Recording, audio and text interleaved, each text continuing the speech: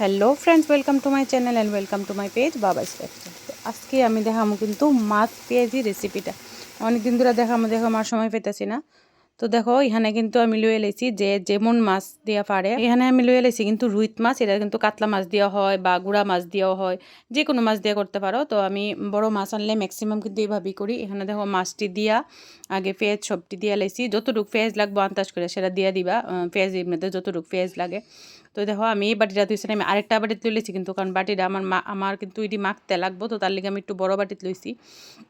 এখানে দেওয়া লাইছি কিন্তু টমেটো যতটুক দরকার, মানে যত মানে আজকে অক্ষণের লিগা বা রাত্রের লিগা, দুপুরের লিগা বা রাত্রের লিগা এরকম পরিমাণ অনুযায়ী টমেটো দিবা। তো এখানে দেওয়া লাইছি কিন্তু লবণ, হলুদ আর কিন্তু গ্রেট করেন না আদা, আর দেওয়া লাইছি কিন্তু গুঁড়া লঙ্কা।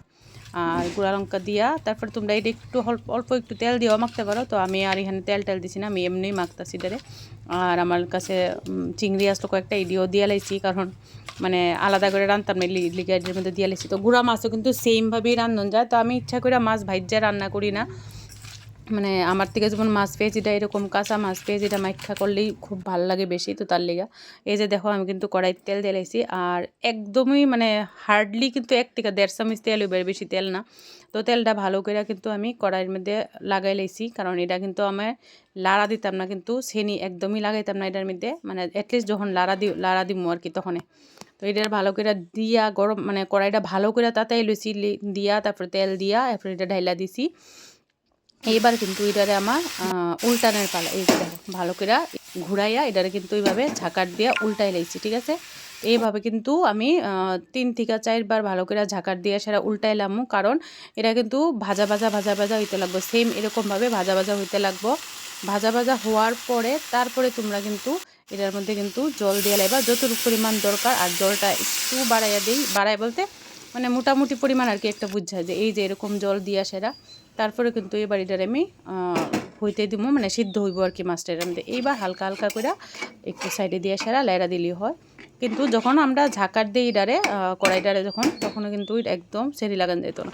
এই যে দেখো এখানে কিন্তু ফুটতে গেছে আগা মাছটা। আর আমি কিন্তু মাছ পেয়ে যেটা একদম শুকনা করি, একদম শুকনা। এই যে দেখো মোটামুটি কিন্তু মোটামুটি কিন্তু একটু ঝুল বাকি আছে, মানে শুকায় গেছে গা।